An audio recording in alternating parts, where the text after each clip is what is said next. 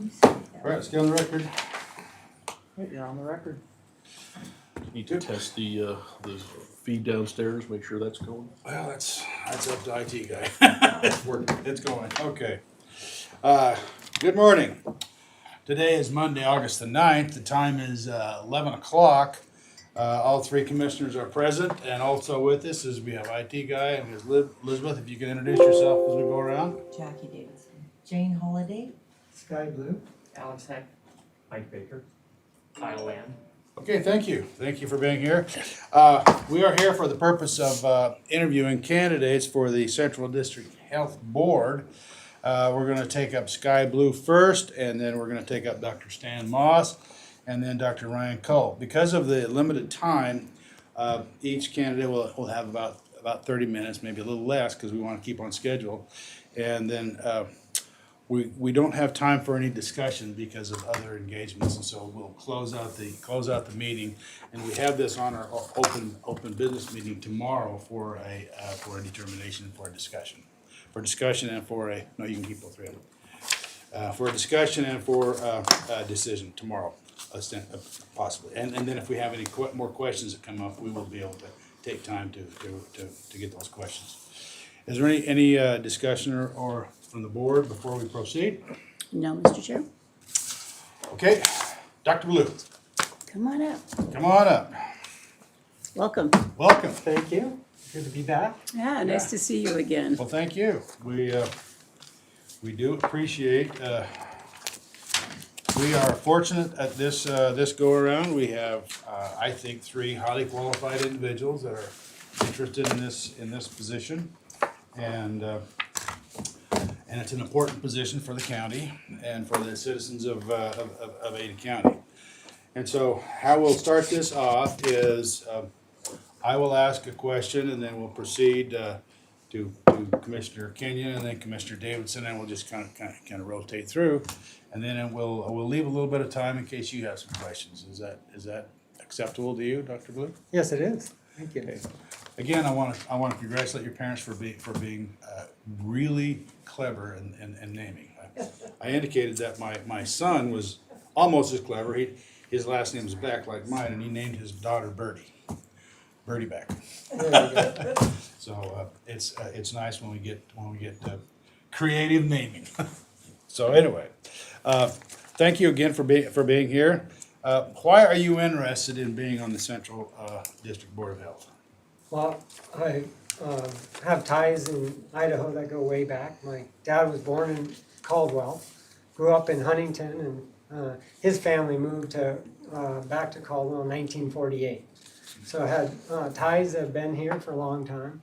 Moved up here in 1997 into Ada County, and been practicing medicine, infectious diseases here since then. So have strong ties. I think my experience doing epidemiology in the area, the infectious disease, really fits well with the kind of mission and vision of Central District Health.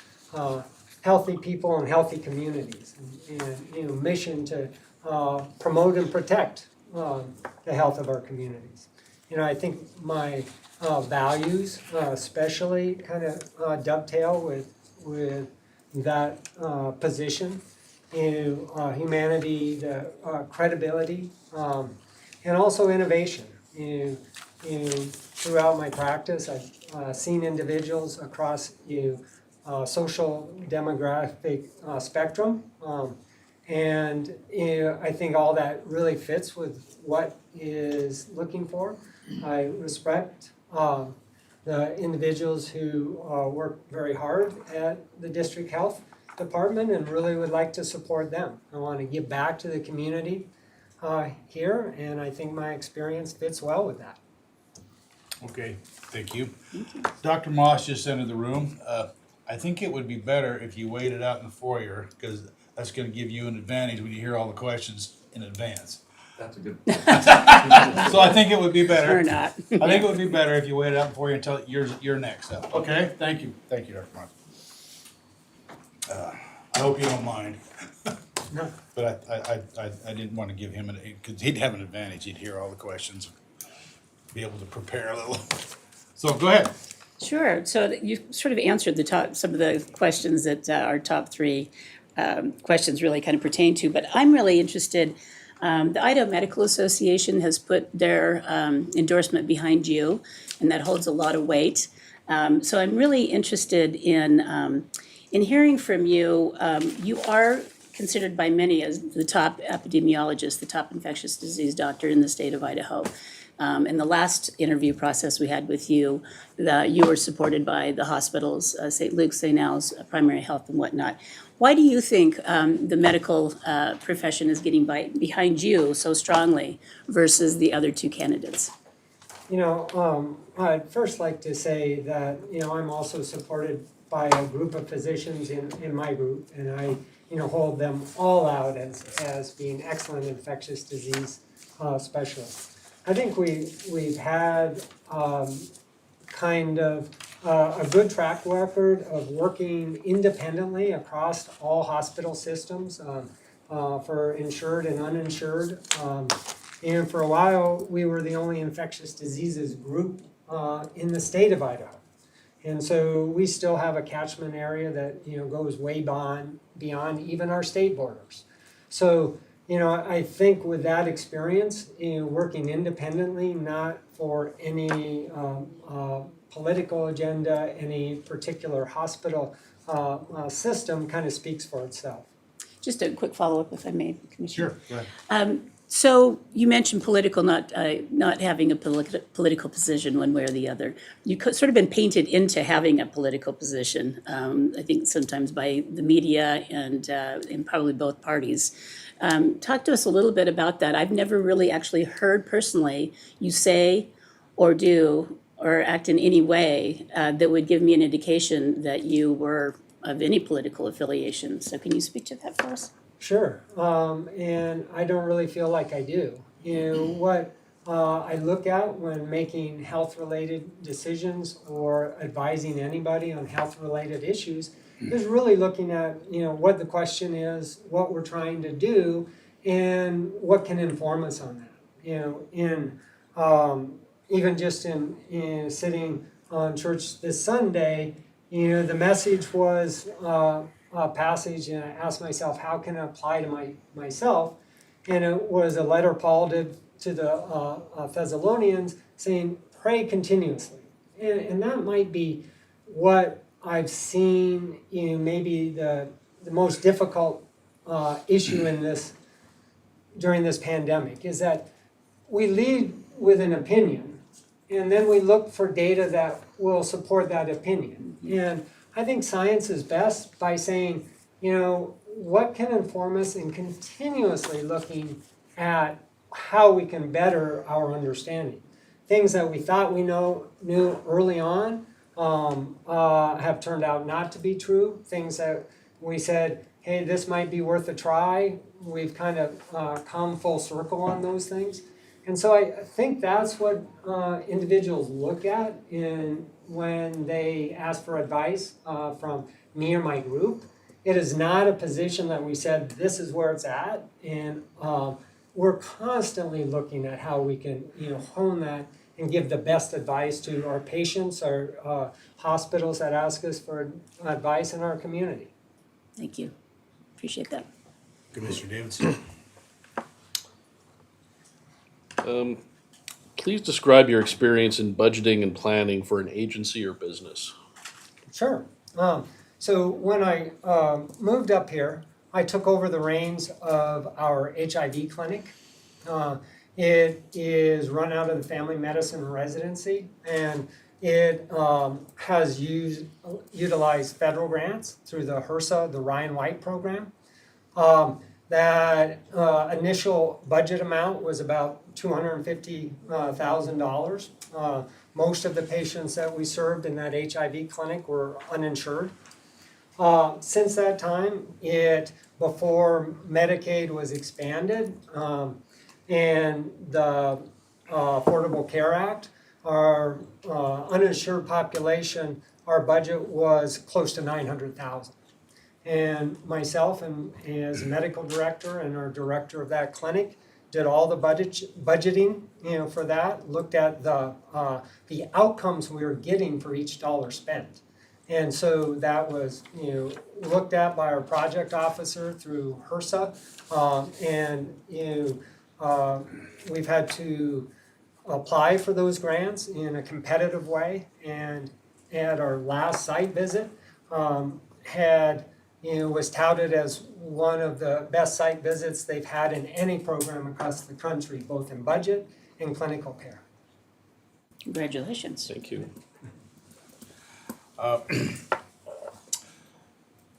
Do you, have you looked over the budget of the Central District Health?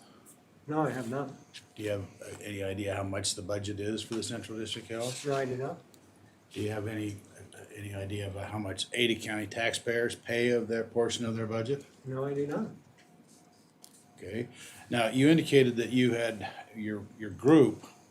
Who does the budgeting and planning for your medical group that you're involved in? We're a partnership. So we have a managing partner, we have a director, but it falls down to our partners. So I am, myself being one of them. So your group is sort of run by, for strategic planning and for budgeting and for those type of things, it's like your partners that Correct. do that? Mhm. And how many employees do you have working for you? 1, 2, 3, 4, 5, 6, 7, 8, and 9 plus 7 partners. Okay, so you have nine people, but the employees are the 7, right? Mhm. Yeah, and then Well, the employees are the 7 physicians. Oh, 9 employees then, and 7 just, okay, all right, okay. Now, I just want to follow up, then I'll let Commissioner Kenyon. How are you affiliated with St. Luke's? We are an independent medical group. They contract with us for infection prevention, antibiotic stewardship, various aspects of working with bone marrow transplant and other aspects like that. But Okay. other than that, we are not employed by St. Luke's, and we do the same activities for St. Alphonsus as well. What percentage of your budget would be the St. Luke's and the St. Al's? Most of our budget comes from patient care, what we call E&M codes. Okay, all right, thank you. Go ahead, Commissioner. Thank you. Let's talk a little bit about vaccinations. I think I'd like to hear what you feel the role of Central District Health is in trying to get folks vaccinated, and any efforts that you could possibly put forth if you believe that that's the direction that we need to go in our communities. Yeah, so, as I led with, we have lots of different tools, and, strategy without tactics is the slowest road to victory, but tactics without strategy is the noise before defeat. So vaccinations, I would say, is a tactic.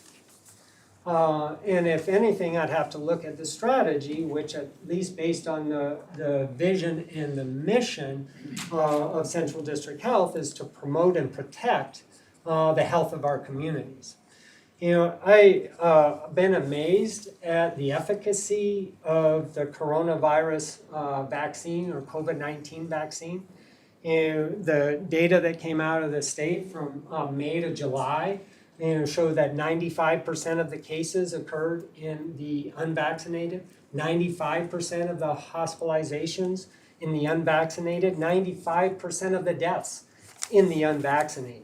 So if we had to look at a tactic to help promote and protect the health of our communities, you have to look at vaccination in that strategy.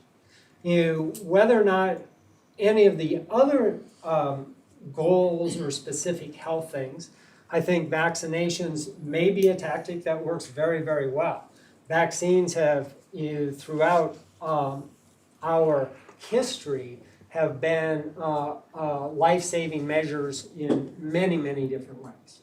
So we eradicated polio, smallpox, influenza, yes. it took over 5 years to get polio vaccination rates to where they are today in the United States. It's Thank you. Commissioner Davidson? So this, this board position, we're kind of looking at two sides of the coin here. One side is the science, just the pure science, the facts about this disease. The other side is the political side, the policy side, which is what does the government do about the science and the facts as presented. Central District Health has came up with several policies that were, many would criticize an infringement on individual liberties. Can you talk about your definition of individual rights, personal freedoms, and how that was impacted by previous board decisions and what your strategy would be going forward, taking that into account? Well, I might challenge your premise to begin with, because what is mentioned coming in here is a question of what is the politics, which you just described, versus the mission and the vision of the Central District Health, which is healthy people and healthy communities, and to promote and protect the health of those communities. So I appreciate exactly what you're saying about personal freedoms. And how I'd respond to that as a board member is saying, trying to get back to what is the problem or what is the question. And if the question really is to promote and protect, the health of those communities, let's talk about doing that. If it isn't something, then I think there's a lot of healthy debate about how all of those other issues. And I think we've done that as a country throughout. Examples, Freon, hole in the ozone layer. Freon was a great refrigerant. We came up with innovative strategies to not utilize Freon, where it might have been a cheaper product because of a question of a greater good. Somewhere in there's a balance, a tipping point. Regulations versus personal freedoms, as you mentioned. And I don't have the answers to that. And when we're talking about it, what I say is, what does the data tell us? What are we trying to accomplish? Back to the strategy that we mentioned. What tactics do we have to meet a strategy or a problem that's set forth? And I think those change. In the middle of a pandemic might be different after the pandemic slows down. In the middle of some other crisis, something may be different than it is beyond those times. So different settings may call for different tactics to be utilized. So those, if we start to talk about the tactics without the idea of what the question and what we're trying to do, I don't know the answer to that balance. And I respect those of you who are tasked with that. I can certainly lead to the discussion. And you mentioned about this question really comes up with the idea of why we have divided government and other things, so that we can balance those ideas with people looking at it from a different perspective. Follow up? Yeah, follow up, yeah. Would incarceration be on the table for you, or would you draw a line there? So, again, we're talking about a tactic without a problem in which to answer that. I think there may even be incarceration on the state laws that has been utilized in multi-drug resistant TB cases in the past. So if that question was posed to our board, I'd have to look at the circumstances and what other tactics do we have with that. So in what strategy and what question we were attempting to answer. It certainly seems like an extreme measure, and I would expect an extreme circumstance to even have that brought up. Do you feel it was appropriate for the previous board to arrest people who were at the public meeting who were not wearing masks but were socially distanced? I don't have an opinion on that, and I'm not aware of the board having, arresting capabilities. As I saw in the mission and the vision, it didn't mention any of that. Okay. I got another. As a board member, what would you determine would be the top 3 priorities of the Central District Health? Well, so again, I'm going off of information I have in the mission and the vision of that, which is protecting and promoting the health of our communities. And one of the things that I look forward to as a board member, if chosen, would be to use the expertise of the Central District Health and the data that they have to present to us so that we can have that discussion. As much as anything, a diverse board is able to better sort through those from different viewpoints to come up with your biggest strategies. And What's 2 and 3? What's 2 and 3? You give the top one as the community and public health, correct? So what I mentioned was the mission and the vision of the Central District Health. And so I think that what are the top priorities would depend on, again, what is happening at the time.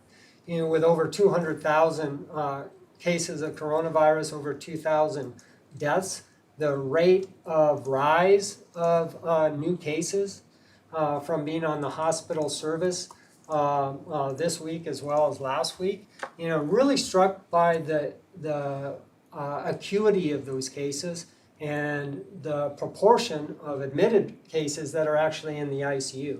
So I certainly see that as a threat to healthy people in our healthy communities. From there, you would have to look at the data in our area and sort through those priorities. Okay, now I just have one follow-up question, and that would be, you have patients that you work with all the time, correct? I do. Yeah. What do you think is the most important public health or health issue, a doctor and his patient, or a policy of the health board? You might have to clarify that, but if I take the first step. Well, my question is it more important for the public health of an individual that they communicate with their doctor, whoever their doctor is, rather than at the public health board? A patient should communicate with their doctor for Which is individual. the most important for their doctor, for the individual?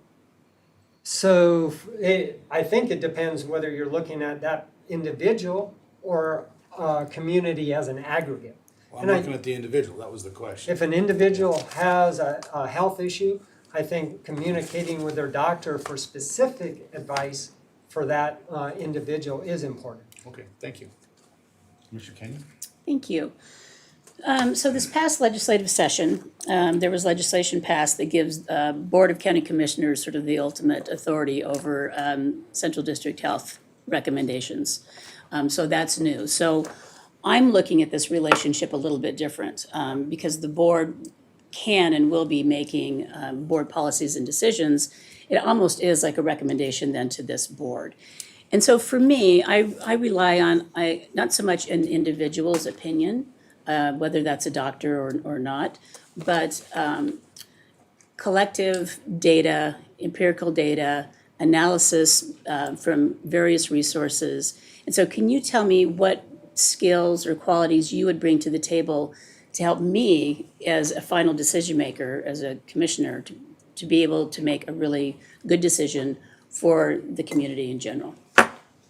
So, I share the idea that if you're trying to make a tough decision, really what I'd like to, hear from almost as much is people who disagree with me. Tell me where I'm wrong. Where is what I'm saying not fitting with what you're seeing from your perspective. So, you know, I think that relationship that you described is new. And in that, I think a decision coming from the board needs to have the decision making, the show your work, like in math class. It's like, this is our recommendation from the board. This are the opinions, and this is what we look through to come to this recommendation. Because as you know, with your decisions, nothing is ever black and white. You know, there are trade-offs. You know, where and when are those trade-offs looked at, measured to come up with the recommendation that then is presented to you.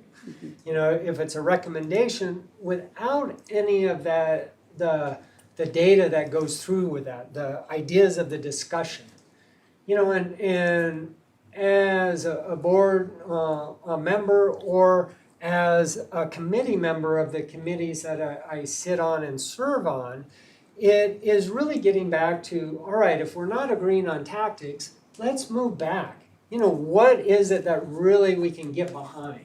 And then work back from there.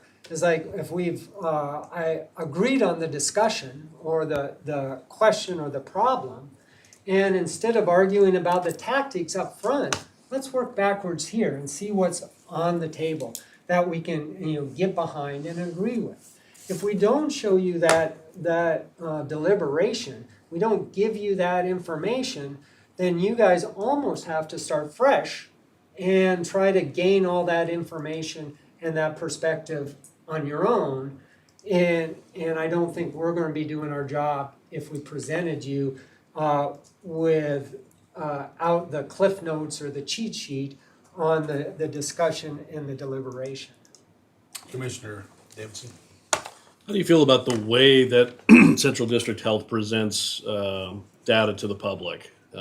Just as a member of the public, I've been, I take some issue with the way they present it. I feel like the hard facts that I would like to know are, you know, exactly who is getting infected, what are the ages, who is dying, who's recovering, who has lingering after effects, what were the comorbidities. I feel like that is the type of information the public wants to be able to make informed decisions about how they conduct themselves. But the data that comes out tends to omit most of that, generally focusing on number of infections, with, you know, a number that's high enough that would sort of scare the public, but without the corresponding data that, you know, the vast majority of people recovered, you know, without incident. So do you feel that the way the data is presented, it draws, you know, or pushes the public to draw one conclusion where if it was presented a different way, it would be more useful? Yeah, I can't speculate on what individuals, you know, conclusions they draw from that. I get, you know, what I look at mostly is the state reported data rather than the specific Central District Health data. So I don't know what they're looking at and, you know, how it's being presented or where people are studying that. I think, you know, looking at epidemiology, all those points you laid out are really important, and, you know, trying to get at those, especially when you're saying, you know, what problem are we trying to solve, and I think that's what you're getting at. Is it the problem of deaths? Is it the problem of hospitalization? Is it the problem of hospital capacity? Is it, you know, the problem of information that any single person can use to draw their conclusions on, do I take a vaccine or not? So those are data that can be presented in a lot of different ways, and, you know, depending on where you're consuming those data, it can be skewed and misrepresented, even if you're looking at the same numbers. You know, an example is percentage of hospitalized individuals who are vaccinated. Right now, I presented 95% of the hospitalizations from May 15th to July 15th were in the unvaccinated. As the rate of vaccination increases, For example, at 100% vaccination, all the hospitalized patients would be vaccinated. So you can, look at that percentage in isolation and not get the right information to it. But a great way to say is how can you present the data that helps an individual make those decisions? It's a great problem to put on the table and innovate with the idea to fix that problem. Thank you, Dr. Blue. Yeah. We are real short on time, and we have about 1 minute. If you have any questions of us, now's your time, Or comments. or comments. Yeah, once again, thank you for having me here. And my experience, we talk about the 15 minutes of fame. I never expected that in a role as an infectious diseases physician. Kind of working with this throughout my career and partnering with state health department, central district health department, and really even the health departments wherever my patients have relied. I would value the opportunity to give back to those institutions and the community with my expertise and my experience. So I appreciate the difficulties of your decisions, weighing what's out there, and wish you best of luck. Thank you, Dr. Blue. Thank you so much.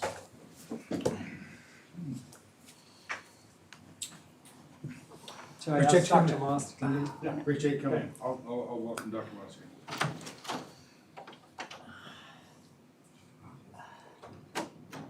No, you can keep it going. Yeah.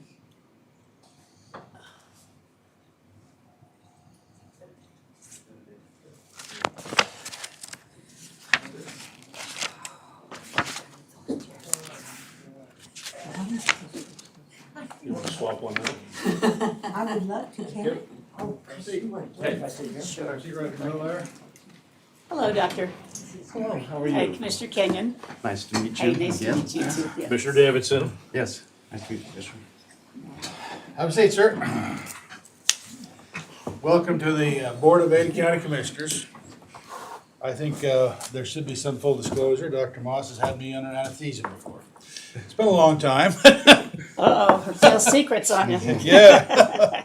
I don't know if I said anything. I don't believe so. One that I remember.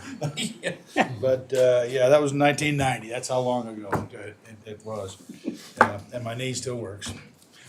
Perfect. So, Glad to hear yeah. that endorsement. And we are fortunate today because we have, I think, three highly qualified doctors for this position. And it's an important position, and it's the position on the Central District Health. And we're going to take about 25 minutes, and then if you have any questions for us or any closing comments, then you can do that then. Is that okay? Perfect. I'll start out the questioning and we'll rotate. I'll have a question. If there's a follow-up question, I'll ask a follow-up, and same with Commissioner Kenyon and then Commissioner Davis. Perfect. Okay? My first question to you is, why are you interested in being on the Central District Board of Health? That's a good question. I've lived in this community since 1981, 40 years. I raised my family here. I've been active in the medical community and know most of the mainstream medical community doctors that have been here longer than a few years. And I have totally loved living in Idaho, in Ada County, and Boise and Eagle, and I have felt it's a perfect place to raise my family. The privileges of living here is just beyond belief. And I want to kind of give back to the community and use some of my training, my education, my expertise to help keep our community the wonderful places to live and raise a family and grow that it's always been. And that's primarily my reason for wanting to serve and help keep our community going the direction that it has in the past, and I'd like to see it continue.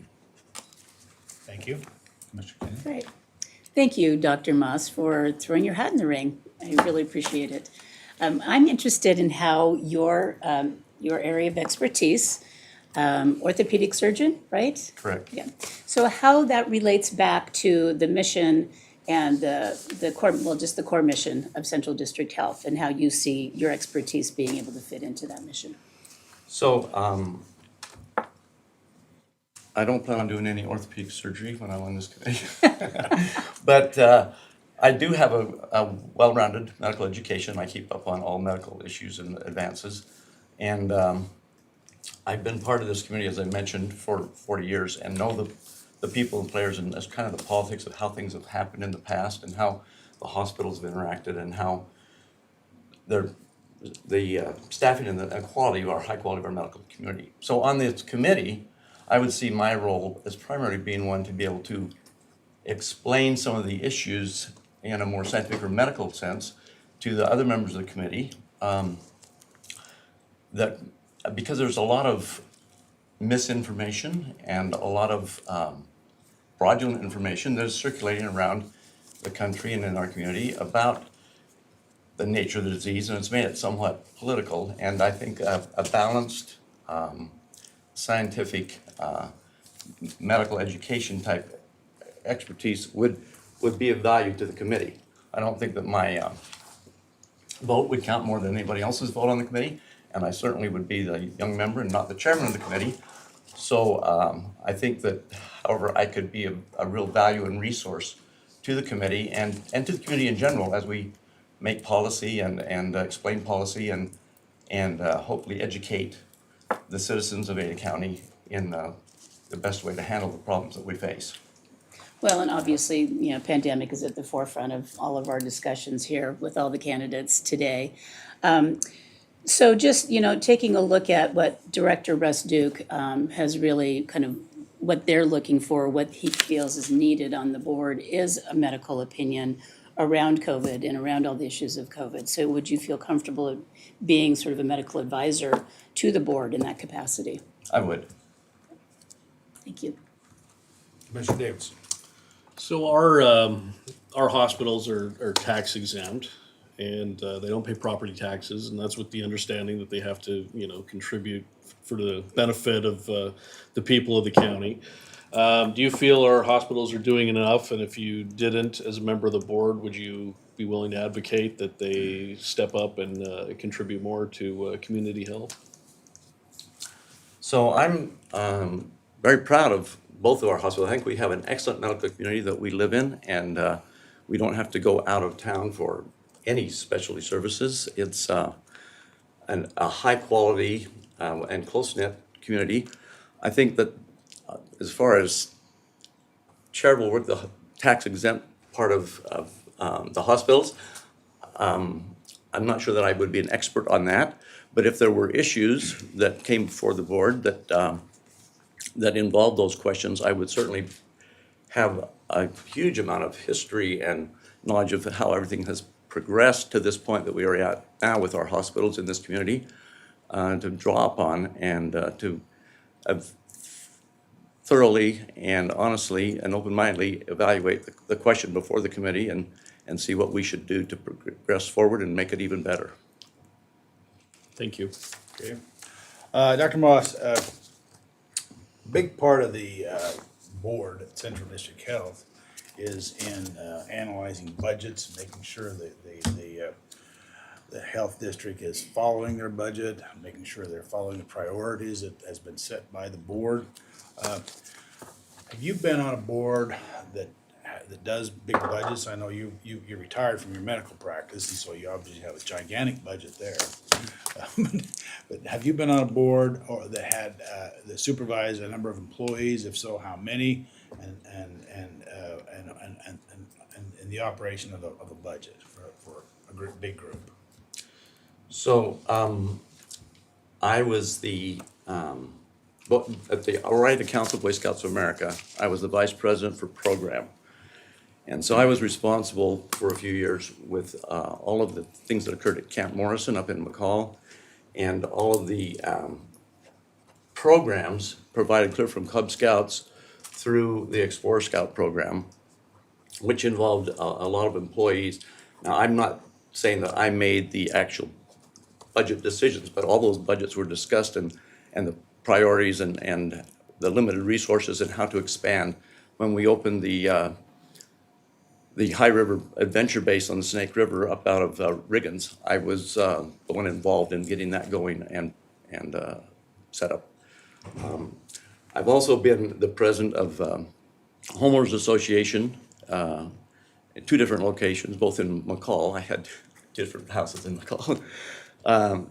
They didn't have a lot of employees, but we did have budgets, and we had dues to collect and expend and arrange for snow removal and swimming pools and all that kind of thing. So I have been familiar with the process. Are you familiar with the Central District Health budget? Have you looked at it, or are you familiar with it? I have not. Okay. Do you know how many employees the Central District Health has? This is a test he's given everybody. It's a test, yeah, okay. I would Not really a guess test, that's just, somewhere, that's a big part of the. probably more than job. 100. Yeah. Probably, I don't know, probably a little over 100, I would guess. I think that they have a lot of responsibilities, and there's a lot of administrative things that need to go on with checking restaurant compliance and sewage compliance and all kinds of things that are not part of COVID. Well, most of what they do is not part of COVID, incidentally. Correct. Most of what they do is not part of this virus. Anyway, well, thanks. Go ahead, Mr. Davis.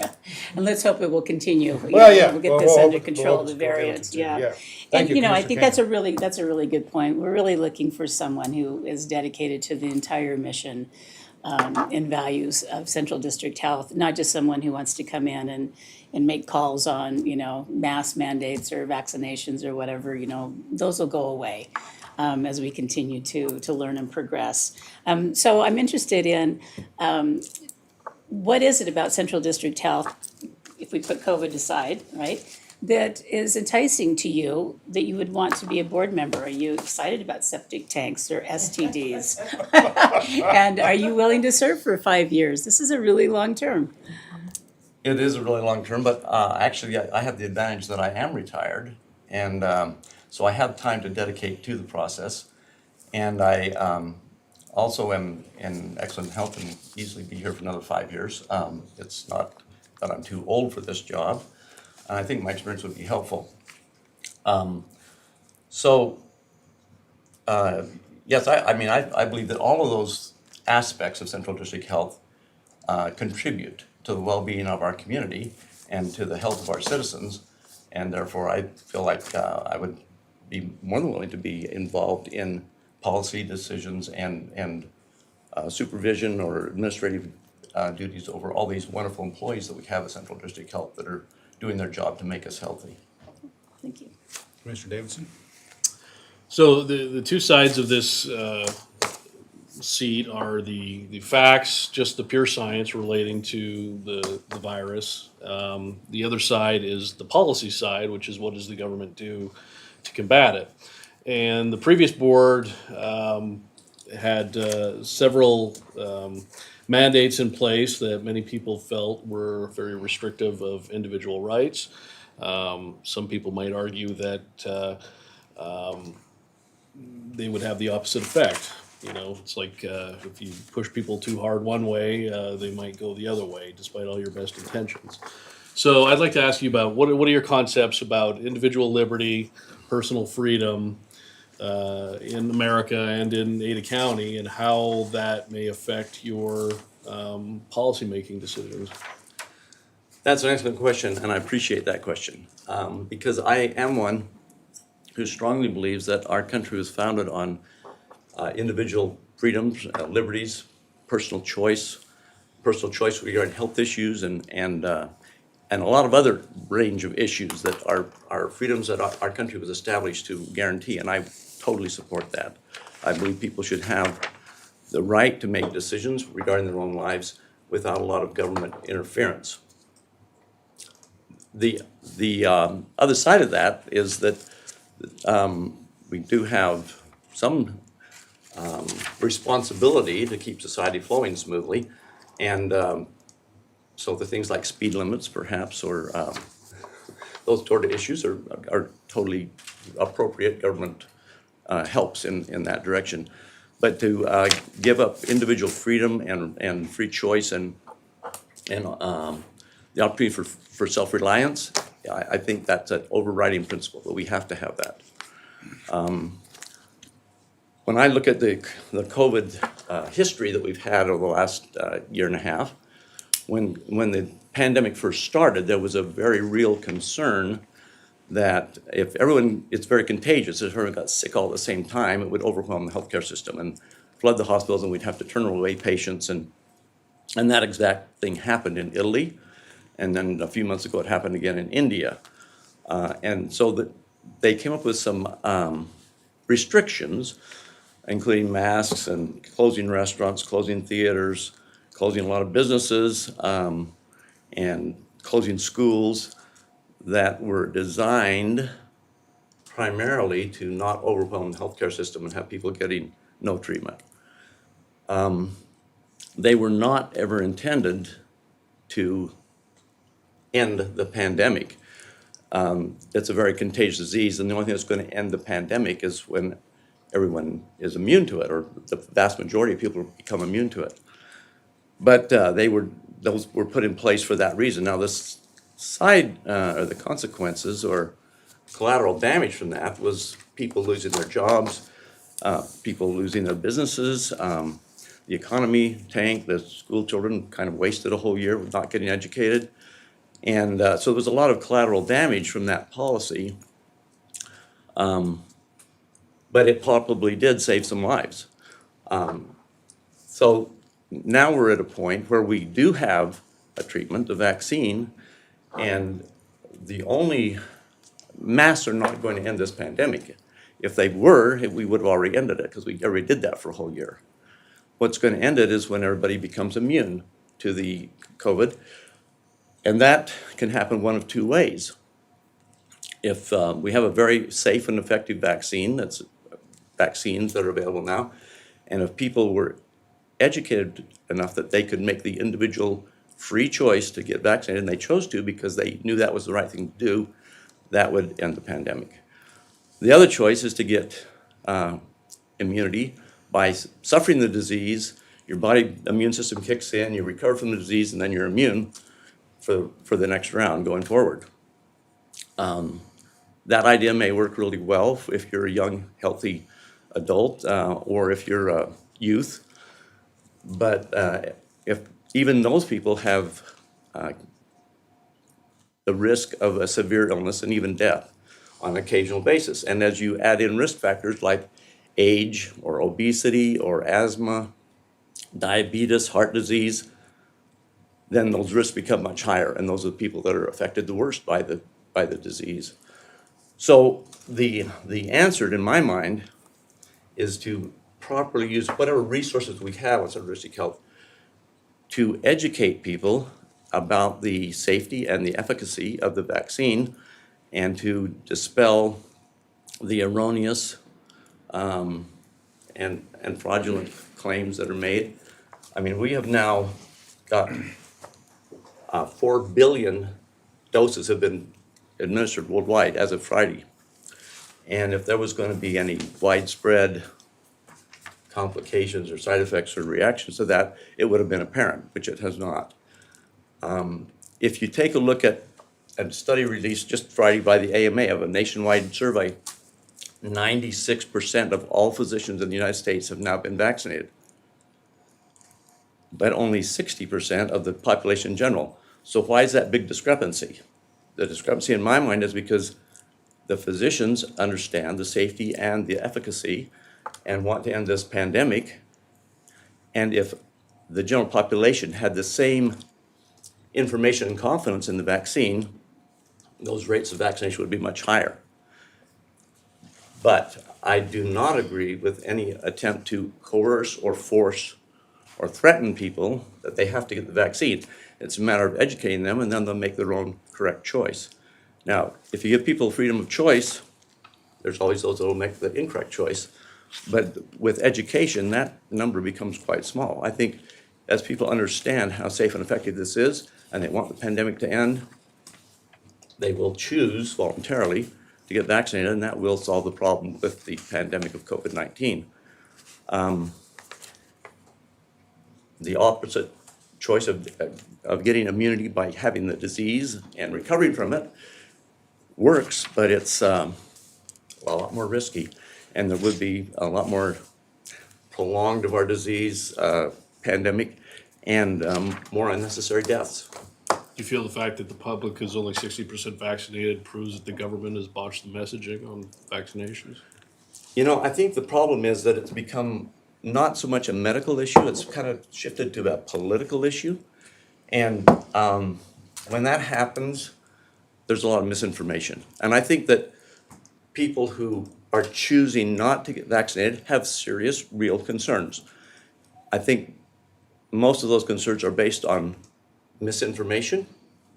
And if they had access to the correct, truthful information, that they would respond just like the physicians of our country have, and we'd have much higher vaccination rates. Thank you. Dr. Moss, if you were to get the position on the Central District Health, what would your top 3 priorities be as a board member? So my top priority for the board would be to take whatever resources the board has available and use those to educate and inform the public of the safety and the efficacy and benefits of the vaccination. Because I think that the central issue right now in our community is how to deal with the COVID pandemic and this resurgence we're seeing right now from the Delta variant. I think that my second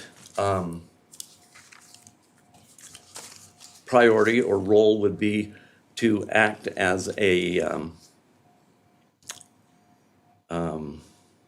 filter or educator for the other board members to help them understand the complexity of the medical and scientific issues that are involved and what's real and what isn't real.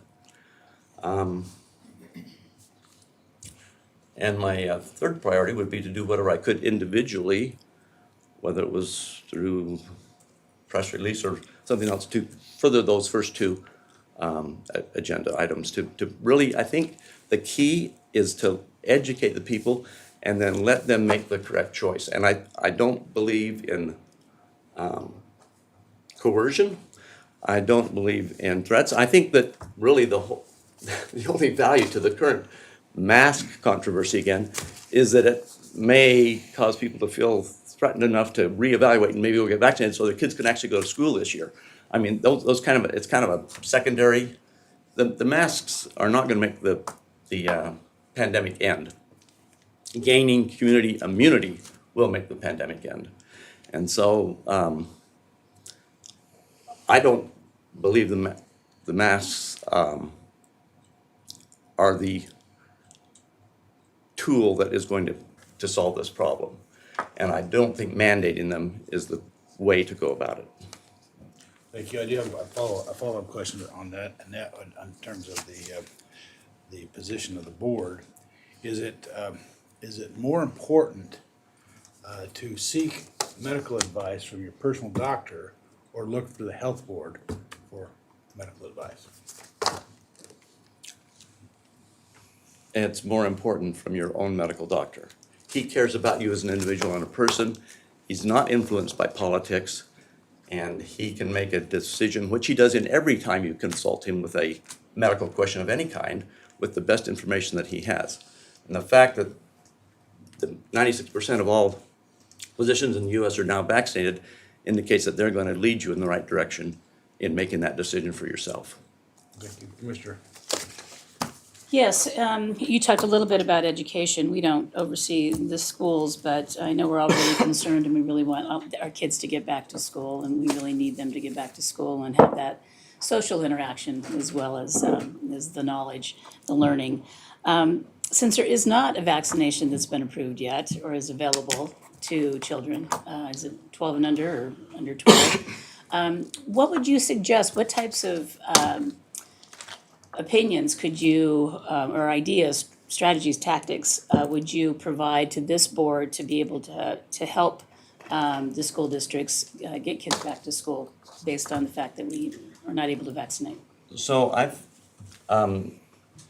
there's several aspects to that question. okay? And I have It's a run-on lots question. of Sorry. grandkids in this, Lots in of this grandkids, you said? community. Yes, Okay. and I'm interested in their education, and I feel it was thwarted last year and was severely handicapped. I also think there's important benefits of going to school of social development, behavioral development, emotional development, and all those interpersonal reactions that happen in school that don't happen when you're staring at a screen all day and get distracted from everything that's going on.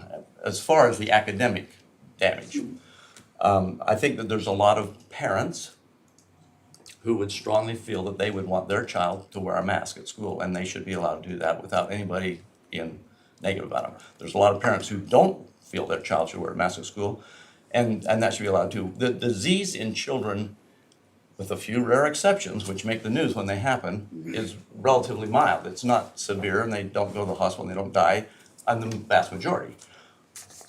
But then you've got the teachers and the administrators and those people who might be in a different risk category. So I personally could not understand why any teacher or administrator would not choose to get the vaccine for their own safety.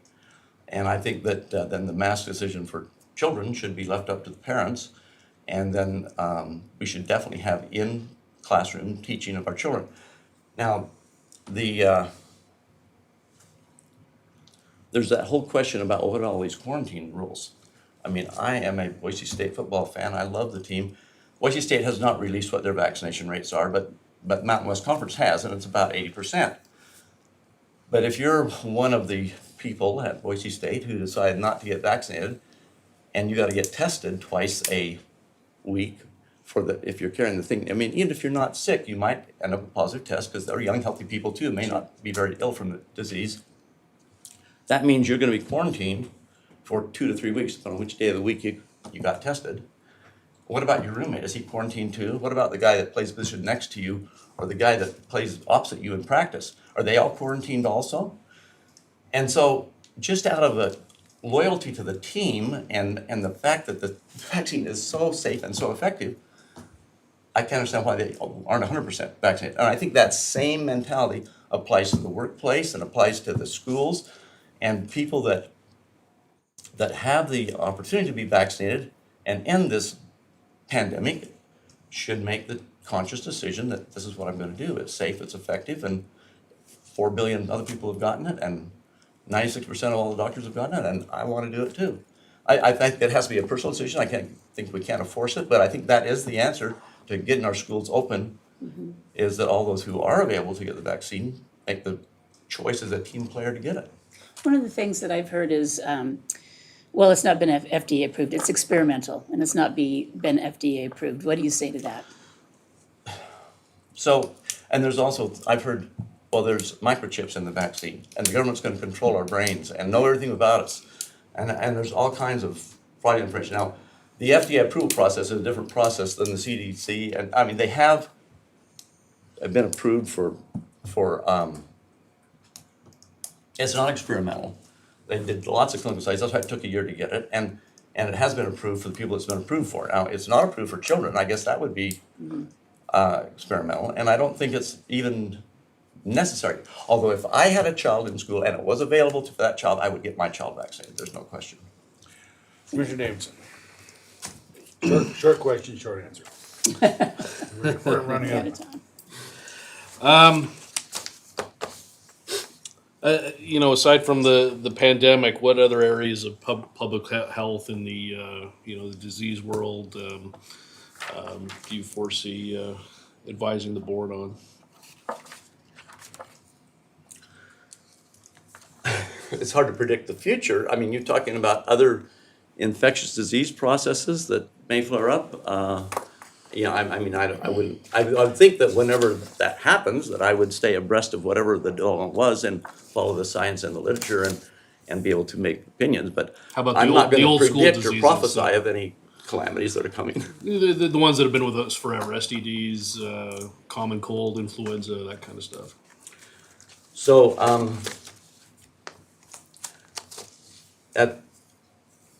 as a member of St. Luke's and St. Al's medical staffs, it was required that all employees or people that practiced in the hospital whether employees or not, had to have flu vaccines. And I think that's a very good policy for those hospitals because people are vulnerable that come to the hospital. They're usually sick anyway. They come to get well. They come to, and the last thing they want to do is come and get an infection that could have been prevented. And so those type of policies are good for nursing home workers and hospitals, et cetera. STDs, when I was in the Army, I did general practice, and that was my number one thing that I took care of in the Army was STDs. And let's see, what was your other question? You know, Okay, so as far as, common illnesses. one other thing, caveat about masks. If you are sick and you're coughing and you're sneezing and you're contaminating all the people around you, you ought to wear a mask. I don't care if it's from the cold or the flu or COVID. But other than that, masks are not the answer to this question, to this pandemic. Thank you. Thank you, Dr. Moss. Do you have any questions for us? Or any closing statement? No questions. I would, how much time do I have for a closing statement? I'm out of time, right? Just go ahead, take No, go ahead.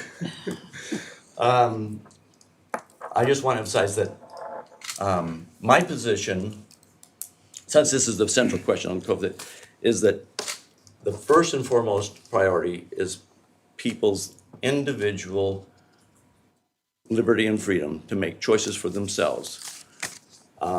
That I believe strongly that if we educate people with the proper facts and with the and ease their concerns, that they will individually choose to make the correct decisions, and that this pandemic can be eliminated and behind us because we do have effective and safe vaccines. Okay, I thank you, Dr. Moss. Thank you so much. Appreciate that. Appreciate your willingness to take some time, come in and talk to us. Thank you. And Thank your you. willingness to serve. I'll be getting in touch. I was wrong about the chair, It's not that great. but thank you anyway. I'm just bending for the It didn't work because they're heavy. No, it wasn't as good as it.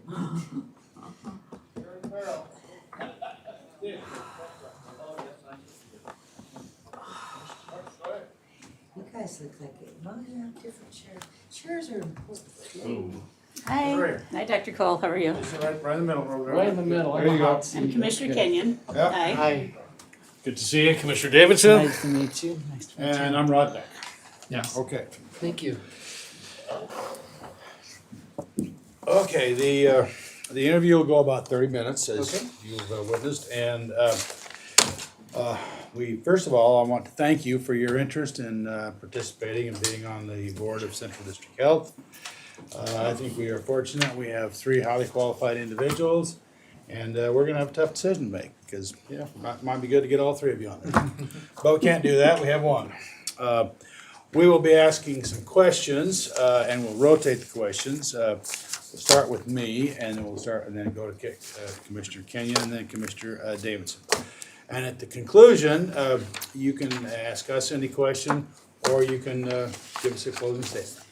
Sounds great. And Thank we you. will keep it to 30 minutes. We've been pretty tight on that. Okay, And very good. we need to do that. And by the way, for your edification, we will be making this decision tomorrow. We're not gonna make this decision today, okay? All right. Well, I'll start with my question. Why are you interested in being on the Central District Health Board? Well, I've been a member of our community for 18 years with my family and had the privilege to raise 6 daughters here. I love Idaho, love our community, and what I do on a daily basis is day in and day out seeing the patterns of health, wellness, illness in the community, through my day job in the laboratory setting. So I see the broad patterns on a daily basis, and I see where we're doing well, and I see where we can make an improvement. And I understand very much where we, as a community, need to guide and direct some of our public health decision-making in terms of the stated goals of the district, Central District Health Board, and that's providing for the long-term wellness of the community and improving the health of all of our citizens. Okay, Commissioner Davidson? Thank you. No, First of all, thank Commissioner you. Kenyon. Thank you. Yeah. for throwing your hat in the ring. You know, Thank this you. this is a big deal, right? And it's It five, is. it's for 5 years, and there's a lot that CDH actually tackles beyond COVID. So Indeed, and that's important. It you is know, important, yeah. Absolutely important, because COVID will come and COVID will go. But it's Exactly. far more important of the big picture community health. I'm sorry, So go to ahead. that end, why don't you tell us how your experience, your education, your expertise really lends itself well to CDH's mission? Okie dokie. So I'm an anatomic clinical pathologist, Mayo Clinic trained, surgical pathologist as well, way too many years of school. As well, my subspecialty is dermatopathology, skin pathology. I did a year of immunology research, PhD research, as an MD PhD candidate as well. In addition to that, I worked emergency rooms for 4 years, family medicine for 3 years, and dermatology clinics for 3 years. So I'm a broadly trained clinician. And I've been the state and the regional inspector for Idaho and Montana for the College of American Pathologists. I've done inspections in Washington, California. I actually had to shut down a hospital in California a couple of years ago as the chief inspector on that. So I broadly understand how community health systems, hospital systems, et cetera, work. In terms of my background and training, I would posit that there's probably not a whole lot of doctors in the state that have seen more patients in their career than I have. I've seen about 350,000 patients through my responsibilities, my career. So I broadly understand human health. I understand deeply the mechanisms of action of health and wellness. Critically important to me in terms of, you know, the things we do as a community. Again, far beyond COVID. This, you know, COVID is the moment, but beyond that, you know, I have daughters who are in fields that relate to health and wellness, nutrition, et cetera. You know, we as a family have worked very closely with the food bank over the years, et cetera. There's a lot of things we've done investing in our community to make sure in the long term, you know, we as a community can be a shining example for other states and other communities, you know, especially our district for one. And there are patterns we see that unfortunately things we can prevent, you know, in terms of long-term health and wellness. So for me, it's far beyond just, you know, the heat of the moment that we're experiencing, but health and wellness, I'm kind of the tip of the spear in what I do on a daily basis in terms of seeing, I'll personally see about 30,000 patients this year through diagnostics, but through the laboratory setting on a daily basis, I consult with hundreds of doctors around the state. You know, they'll call me, what do I need to know about this disease? So I love to educate. I'm actually licensed in 12 states, and I do work for doctors and patients all around the country as a consultant. And as this year's hit, I've become kind of a go-to expert in terms of understanding disease patterns, epidemiologic patterns, et cetera. Literally doctors coast to coast call me on a daily basis as well as patients. So broadly trained, deeply, broadly experienced, and just would love the opportunity to continue to apply that to help people. Thank you. Commissioner Davidson? So in your practice, are you seeing any trends, anything that maybe Central District Health is behind on that you could bring to the forefront? In terms of like the viral trends at the moment? No, or, any health yeah, I trends in mean, general. we do have some metabolic issues within our community, and I know, you know, as Central District works with, you know, the WIC programs and some of the family access programs and some of the smoking cessation programs, things of that sort. Yeah, some of the trends are we are metabolically unwell to a high degree within our community. And that's on, you know, long-term hemoglobin A1Cs, diabetic patterns, et cetera, cholesterol patterns, screening patterns. So as I see some of those messages are important. Another one that I know some of you have seen some of my talks, fall and winter, we are a very vitamin D deficient community, and you can look at the 191,000 patient Quest look back at COVID and vitamin D levels and directly correlated. And that, you know, that's just a message, you know, it's not the be all end all, but it's one of the messages that could help going into the fall and winter, not just for COVID, but any flu and cold seasons. So I see those patterns are deficiencies, nutritional deficiencies, vitamin deficiencies, markers of chronic illness. Are you yes. saying a lot of the things you're seeing are possibly related to diet? Oh, yes. Oh, yes, yeah. As Hippocrates said 3,000 years ago, let thy food be thy medicine, let thy medicine be thy food. Every physician's job should be to put him or herself out of a job by creating wellness for their patient cohort. So that should be the real goal of medicine as a physician. Put yourself out of a job because your patients are well. Thank you. Okay. The question I have for you now is, being on the board of Central District Health, you're primarily in charge with strategic planning, making sure they stay within their budget, actually developing a budget. So my question is really twofold. Are you familiar with the Central District Health budget? I haven't seen that budget in particular, in terms of reviewing it and planning that budget. That's not in my wheelhouse in terms of having done that Sure. for that. Having budgeted, yes, I have 80 employees. And How many employees you have?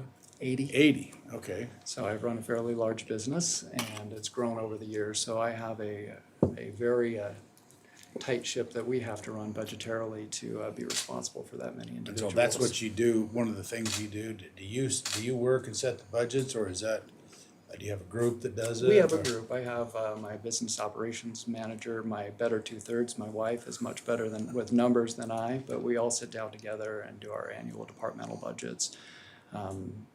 Absolutely. But at the end of the day, the decision comes to me. Well, sure. All right. Well, we'll see that's one of the issues I think that we need to really focus on is primarily because the state legislature passing House Bill 316 puts most of the budgeting to Ada County. And some of it with the surrounding counties, but most of it, 92% of the budget will be from Ada County taxpayers. Gotcha.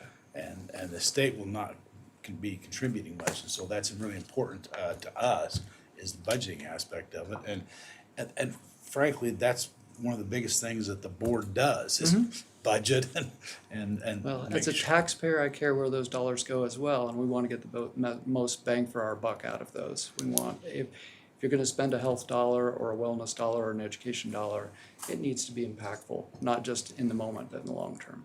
So I just want to make sure I have this correct. So your Cold Diagnostics, because that's your company, that you have 80 employees in your Cold Diagnostic? Correct. And so you do all the HR stuff and all that? And Yeah, well, I with have 80 employees. Well, you have a people- great team you have that people helps that- me, you have but people yeah, that at do the it, end but of the yeah. day, I'm the decision Yeah, maker. you have people that do it, but you're in charge of that. Okay. Yes. All right. Commissioner Dave, Commissioner Kenyon. I've done twice that a couple today. of times. I know. No, Maybe Commissioner let's Kenyon. switch chairs. Yep. So I really like what you were talking about, where you were going with, that our community has metabolic challenges and identifying some of those, whether it's diabetes, like obesity, et cetera. And yeah, vitamin D isn't the end all be all. No, it's not. But, having mentioned that, I think we're not focused on solutions when it comes to this pandemic. We've been focused on a lot of different tactics and politics and whatnot. But if you look at the root cause and you look at root causes and then what can we do backing up to underlying help people fight this pandemic, and it's probably not mass, it's probably immunity systems. It's getting 100%. healthy. And so how can you help not only push that message, but actually teach people what we need to do differently? I see how we eat up here in this office, and I'm just like, oh my God, we're eating donuts and we're pouring crap in our coffee, and we're just constantly putting poison in our bodies. Right. And you can't expect them to fight off, right, the pandemic, whether it's the virus, the COVID-19 virus, or Right. obesity or whatever. So I'm really interested in that conversation. I'm really interested in where we go from here in helping our community become like one of the blue zone communities. Absolutely. Right? Yes. What steps can we take? Because we've talked about it for a long time. And I look around and we have one of the most obese, unhealthy communities I've ever seen. And frankly, I think, we're going to suffer from that, and we're going to suffer from diseases and cost Correct. until we address that issue. I couldn't agree more. My daughter's actually writing a chapter with Dan Buettner. She's been working with his Blue Zones work. Yeah, for me, that's the key. In retrospect, we want a pandemic proof for the future. It is about immune health, and we've left that message. And I think this is part of where we engender the public's confidence and trust, is by emphasizing the things that can be done, the things that are long-term useful, and a public health trust and belief in what you're teaching and being very data driven. I mean, it's one thing to give an emotional argument, but it's a second thing to say, here are the data. And if we as a community are immune compromised, if we're obese, et cetera, we need to be truthful with the community and say, here's what we're here. I mean, doctor means teacher in Latin. I love to teach.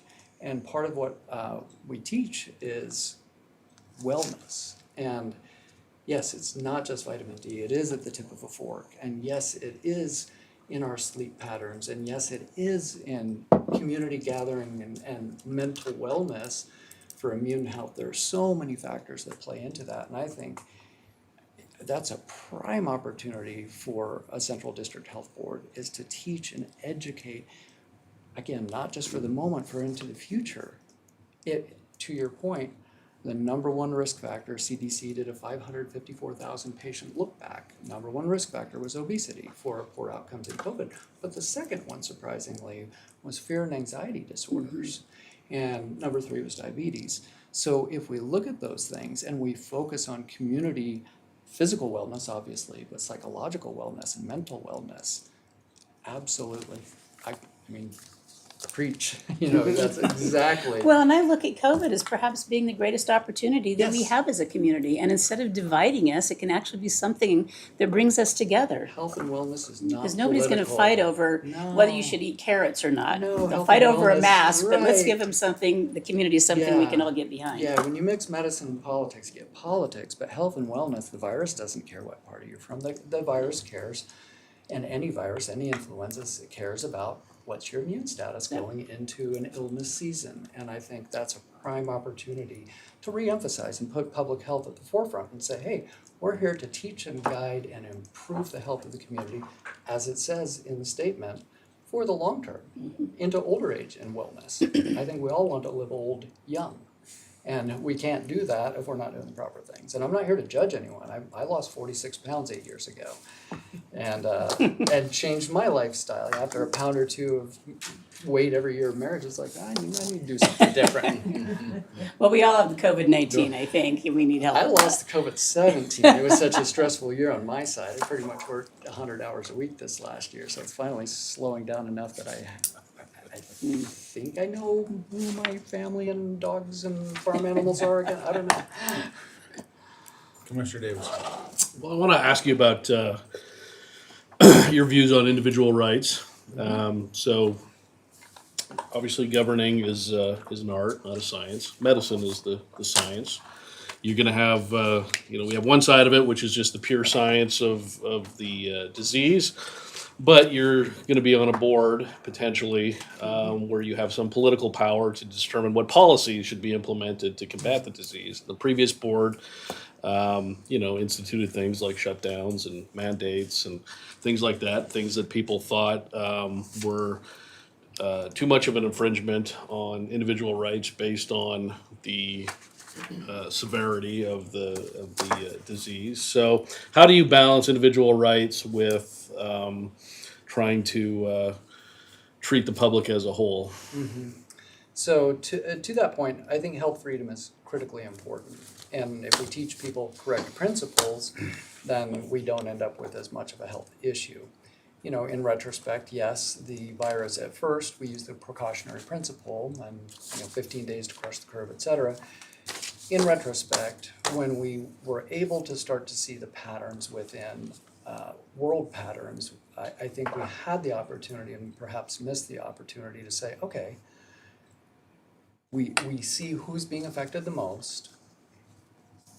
Let's protect those. We literally went against the WHO's pandemic guidelines based on severity of the numbers. Health freedom is critical. Literally, physical integrity, it is your body, it is your choice. You should be able to be a responsible citizen, but a free citizen to make the health decisions that are best for you. We as a community should help people make those, but I think forcing things engenders distrust. I think guiding with proper principles based on solid, strong data is critical, but standing for the freedom of the individual health can be used in a very tyrannical form we've seen through history.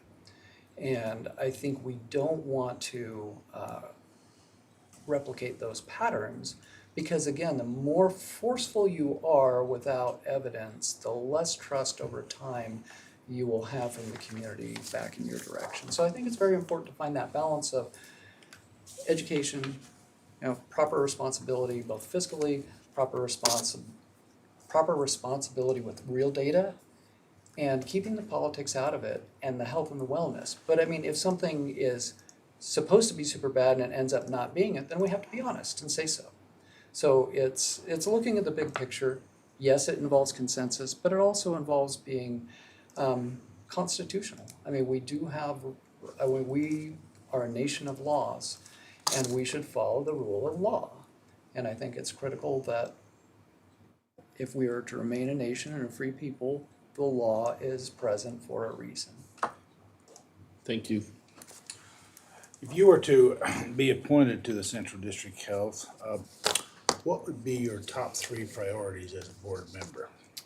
Well, to Commissioner Kenyon's point, I think metabolic wellness of the community and education. So number 1 would be education, and focusing on the programs that we will obviously need to do to pandemic-proof ourselves for the future. Number 2, I think it's critically important. I mean, any community, the way you determine how decent and how well a community is, how well you treat the least of these. The poor, the indigent, those who don't have access. So number 2 is making sure there is good access to good guidance, good education, good health care for those who are the least among us.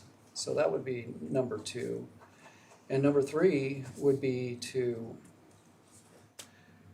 bring calm and common sense back as a team to work together. I don't care if you're blue, red, purple. What matters is working together for the health and wellness. So bringing decency through data. I'm very data driven, I must admit, but bringing decency and collaboration into the wellness, because again, health and wellness isn't political and it shouldn't be. It should be a team effort for us to make, Commissioner Kenyon's point, I can't agree more, to make us as Boise, Idaho, a blue zone, one of the healthiest regions in the world. And through those messaging programs, through the educational programs, through implementing what the mandate of the board actually is, that should be the goal. And I would emphasize those 3. Well, I appreciate that. In fact, one of my actually surprises of this whole thing is those that are decrying politicization are the very ones that are bringing politicization to the issue. And I'm going, it's not us, it's you. I agree with your position there. We should be calm. We should just do the best for our community, and the virus or any other they don't care about your politics. I think everyone needs to be heard, and I think that's the important message lost in this year. Having been in the thick of it myself a time or two, when you get caught in sound bites, you get misinterpreted. There's so much nuance in life that gets missed when we don't communicate. And I think being able to be heard and allowing others to be heard, the answer almost always falls somewhere in the middle. It tends not to be in an extreme. And for public health, again, non-politicizing it, it's listening to each other. No idea is a bad idea when you're trying to do something good for a community.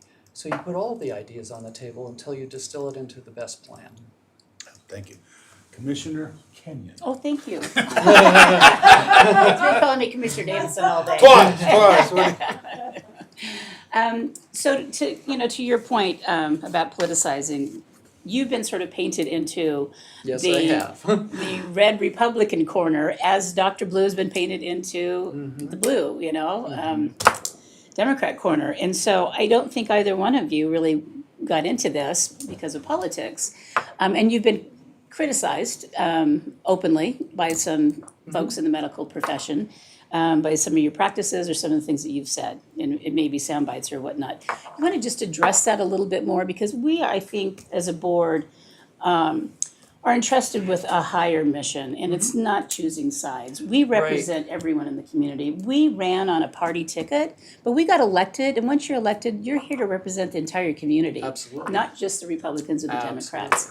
And to think that all people just get put into two buckets is a little simplistic to me. Way too simplistic. It is way too simplistic. And so I think our higher calling and what we try to do, and we've tried to do this since day one, is to try to take the politics out of things as much as possible and not listen to one or two or three or four people, or for people that are just sending out massive email groups. You know, we've got to collectively as a board look at intelligent information, empirical data, Absolutely. things that have been collected by numerous resources and then evaluated and analyzed by a larger group of people, not just a guru like Dr. Cole, right? And so, you know, I think any person that comes on this board, I really want them to understand that I think that's where we're coming from. And we're not going to be making a political decision here today. I think the media would like us to, Oh, sure. but you know, I don't think that we've proven in the past that we do that. We've tried to be logical and analytical and listen to everybody. And so Certainly. if you have any comments on that, that was Yeah, more thank just you. a statement. Yeah, thanks for that opportunity. And here's the challenge. There is, having studied thousands upon thousands of articles and thousands of hours of studying, when you get caught in a soundbite, there is so much data and so much nuance. And nothing I have said, because one color has glommed onto a few things I've said, what I've said has been based on scientific data. Now, people have painted me into a corner. You'll find that I'm probably more alt-middle in life than most people would imagine. I'm very much an independent thinker. Now, when I get, here's the frustration. You get interviewed and then you get quoted in the media, but they say nothing that you said.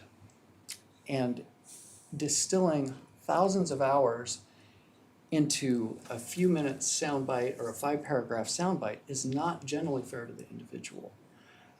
Because you'll find that I'm pretty apolitical, to be quite honest. I care about health and wellness, medicine. My life is the patient always comes first, the patient always comes first, the patient always comes first. And that's how I've lived my life for the last almost 30 years as a physician. Patient always comes first. Now, when it comes to taking somebody out of context, I have opened the invitation to any and all of my colleagues. I have said, let's sit down for coffee, let's sit down for lunch. I've talked to some of the media sources, said the same thing, and they say, crickets. I'm here to have that honest, let's hear both sides, let's see your data, why have you come to your conclusions, why have I maybe come to a different conclusion? But the most honest answer in life, especially as a physician, is I don't know, or I could be wrong, and teach me. And I think that's the opportunity we keep missing by either speaking over each other and or not listening to each other is show me where I'm wrong, show me where I'm right, but teach me so that it's not about me or my ego. It shouldn't be about anybody else's ego. It should be about what's the best thing for the patient and or what's the best thing for the community. So it falls far beyond those sound bites and being taken out of context or saying, well, people on this side like you. I'm like, I'm sharing data. If you like it, great. If you don't, great. I'll share the same data wherever. Follow up just really quick. Yeah. So, Dr. Cole, why do you think like the Medical Society of Idaho, I think it's the Idaho Medical Society, put their endorsement behind Dr. Blue instead of you? And they're not a political group. That's a group of doctors here in Idaho. I think there are systems interests, to be quite honest, and there are financial interests. I have no commitments to large systems making decisions. I'm an independent physician. And as an independent, because of some of the things I've said, yes, I've spoken out for early treatment. Yes, there's a ton of data supporting it. I've spoken out against treatments that are being used that have been recommended against in big systems. I think there's backings of big systems and big money, and I always say follow the money. My life philosophy has always been do the right thing, the right way, for the right reason, and you don't have to think about money. And unfortunately, because medicine has become so corporatized and we've run into the corporate practice of medicine, it's been to the detriment of the community and the patient over time. So I can't put any thoughts in anyone else's head, but that would be my supposition. Commissioner Davidson. When this Short pandemic, question, short answer. Sure. when this pandemic started, the government didn't have all the answers for COVID-19, and as it has evolved, the CDC has had to go back on certain things they've said. Just even the basics of where did this come from, and for a while the media was telling us it was a debunked conspiracy theory that it came from the Wuhan lab. Now that's back on the table. Even Dr. Fauci says that. So as this, as the data has come in over the last couple of years, have you made any theories based on the data that you have changed as more data has come in? In terms of like where the virus came from or what we're Just up in against? general. Oh, I mean, it's a real virus and it's a deadly virus, and we know the risk cohorts it affects. It's mutating. This is a critical public health message right now. Delta has escaped what we're doing. We need to societally pivot right now. Delta, if we look at the data from around the world, look at Israel, 80 to 90% of people in the ICUs are double vaccinated. So we're giving a vaccine right now for something that was 4 variants ago. It's like saying to your hospital employees, all right, flu season's coming. Let's give you the flu shot. Oh, by the way, we have some leftover vials from 4 years ago in the freezer. You wouldn't do that. That's about the same efficacy we're seeing giving a Wuhan vaccine against a Delta variant. And even though just a week ago, officials were saying, oh, this is a pandemic of the unvaccinated. Now that we have the world data, tends to be much more up to date and prescient than what we have here. We have kind of a retrospective reporting system and not a prospective one. So we really, as a society with the virus right now, we are not going to see as big of a bump. We're going to see the same patterns in Europe. Delta is about 10% of what we had back in the fall. Yes, the virus is evolving and changing. We need to pivot. Even Fauci, on the 3rd or the 4th of this week, said, look, we need a treatment that we can start early, finally talking about early treatment, a pill that we can give 7 to 10 days that's safe, that's effective, and I kind of think, we kind of have some of those already, and a lot of us around the world have been using them and saving countless lives doing it. The virus is real. I think we're moving quickly towards herd immunity. The good news is if you look at India, they now have 70% seroprevalence, meaning 70% of people with their Delta surge they went through with a much lower death rate than the rest of the Western world experience. I think there's room for optimism, but at the same time, we need to focus on those who are still at risk. Thank you, Dr. Cole. Did you have any questions for us or a closing statement if you'd like? No, I'm just very grateful for the opportunity to meet. I would be honored if I get the opportunity to serve, and if I don't, I'm still going to be part of the community and here for the health and wellness of everyone. So, Thank you. Thank you so Well, thank you, much. Dr. Cole. Appreciate you coming in. Thank you. Yeah. We're getting back. Thank you. Thank you. Yeah, you too. Thank you for coming. Thank you. Thank you. Thank you. I know. Oh. Good. Well, thank you, gentlemen. Thank you. So you'll decide.